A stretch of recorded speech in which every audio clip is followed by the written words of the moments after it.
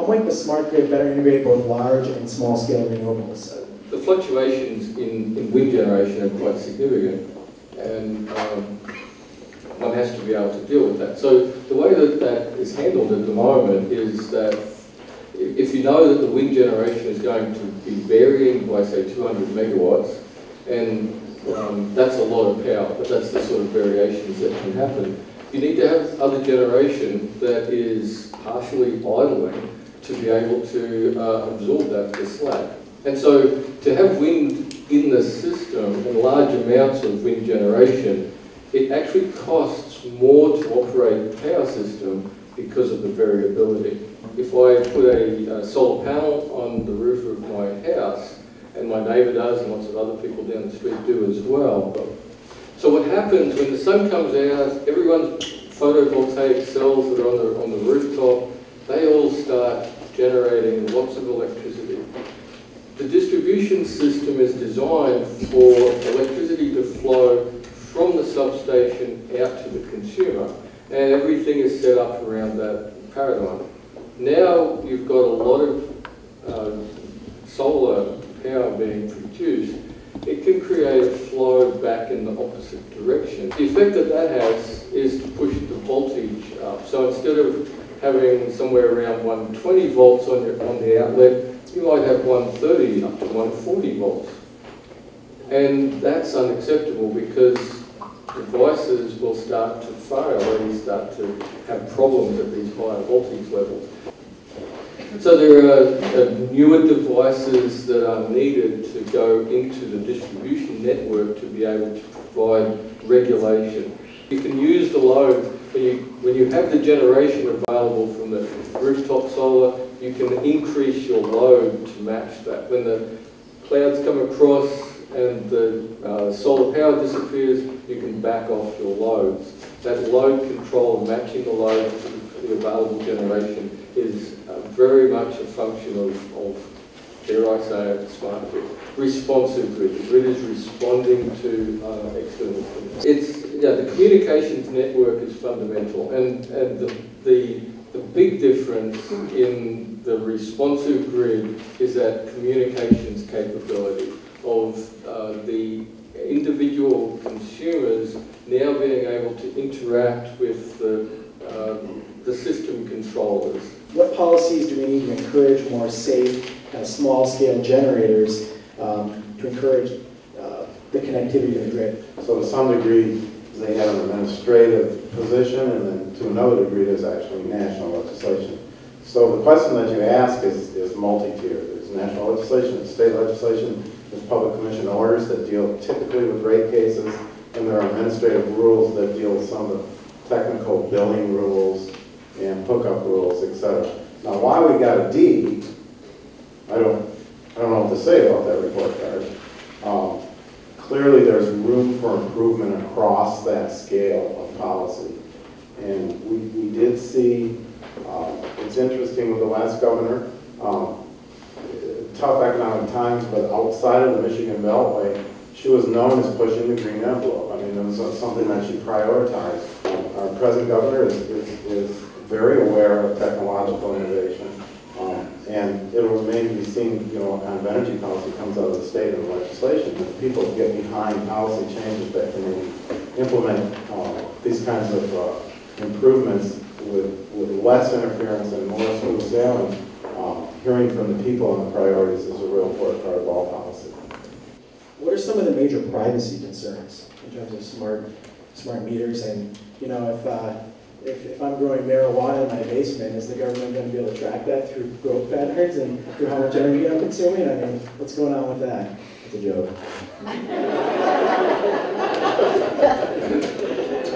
Sometimes there are concerns and misconceptions that this is like a spy device, and its intent is to know about load and to target illegal load. But what you have done is you have to break that down. Is that an emotional concern or is that a technical concern? If you talk to utilities about their capacity, they don't get second-by-second usage.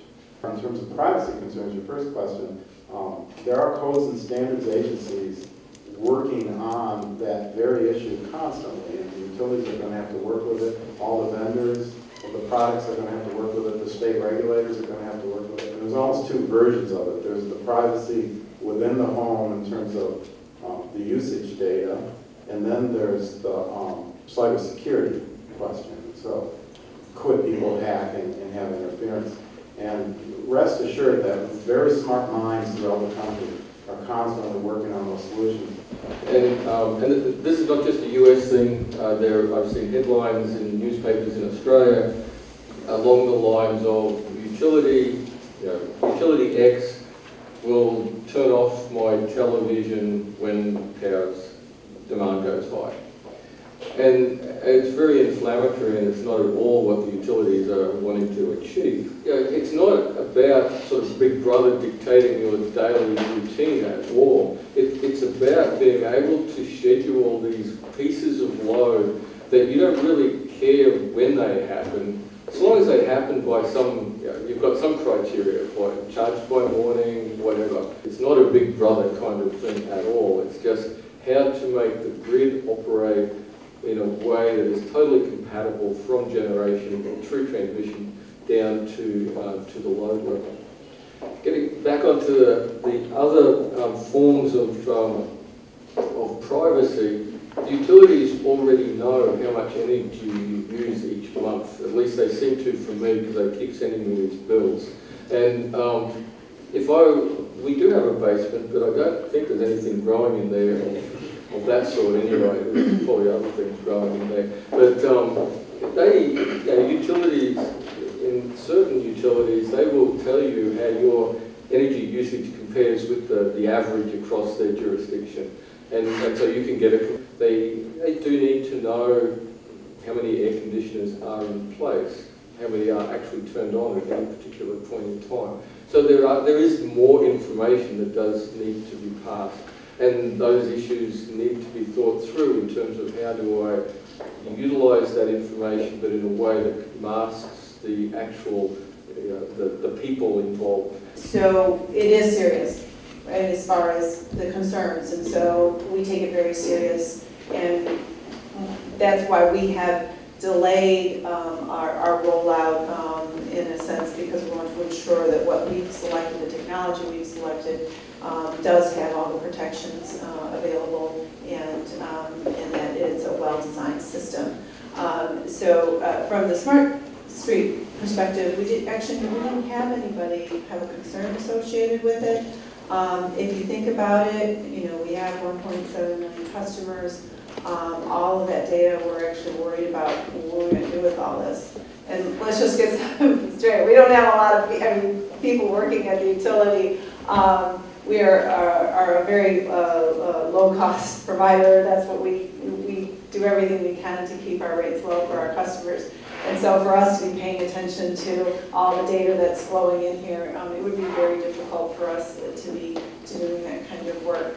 Now, one of the things that we are on the large businesses as a service to actually take a look at the data and glean information from that so that that business could be more efficient. It's really more about utilizing it to be able to provide a service for if you're interested in an air conditioning load control program and you would sign up for something like that's your choice. So I want to bring everyone's attention to the EO, which stands for Energy Optimization Results of the Michigan Public Service Commission, and it's tabulated this data for the year of 2010. There was $113 million in expenditures for energy optimization programs, and that reaped a life cycle savings to customers of $554 million. Now, this is a brand new report from November 2011. What does that mean? It's $4.88 saved for every dollar invested, with a 500% payback, essentially. Just awesome, awesome numbers. Thank you for that data. It's great. So first of all, what is decoupling for the audience? And second, how is the current model working, and how can it be improved? How can we incentivize utilities to move as aggressively as possible forward, to move it as aggressively as possible forward on the smart grid and on energy optimization? I remember when you guys were trying to encourage, more, appliances and that sort of thing. So I'm like, well, actually, there was this little thing called the Energy Law of 2008. Does anybody know about that? A few, okay. What that allowed for was us to decouple, to separate from our revenue, so that we no longer are tied to how much energy we sell. So therefore, it incentivizes us to offer these energy efficiency programs. The payback is just fantastic. I mean, saving energy is the cheapest, energy efficiency is the cheapest form of energy, and that, you know, by not actually generating it in the first place. The more that we can save, that's the best savings. It's better than some kind of inefficient plan. It's the best, the energy that you don't use. I know that we set those goals, and that's a good solid part of the legislation that keeps a portion of our staff busy. And then there's reporting that the utilities deal with, and that's where you get those statistics that you read. When you combine that with the Renewable Energy Portfolio Standards, which was also part of Public Act 295, here you've got an emphasis on saving, an emphasis on renewables in the mix, and the whole goal is to reduce loads and introduce clean energy. Just from even sending them a simple report, we're doing a little pilot on reports, as you had mentioned earlier, and we found folks from other states that have gotten this reporting, now that they see it, will reduce their use by 1 to 2%. So it's one of those opportunities for us to incorporate the smart meter data in order to actually even get better usage. And then the energy legislation that came about requiring us to get to 10% of our power generation by 2015 with renewables, and that's what we're targeting right now. And this is a really important concept, so as long as we have the resource in the room. Paul, did you want to add anything? He's the director of the Electric Reliability Division, and he's an excellent resource on this issue. Utilities are a for-profit entity. I mean, they're good corporate citizens, don't get me wrong, but they operate under a board of directors who has to report to a series of stockholders, and if you own stock, you're probably not interested in owning stock that doesn't pay a nice dividend. So the decoupling and the EO incentive are ways that a utility can be a good a good state entity and accomplish great goals in conserving energy and still earn an equivalent amount of money that they would building a coal plant and generating electricity.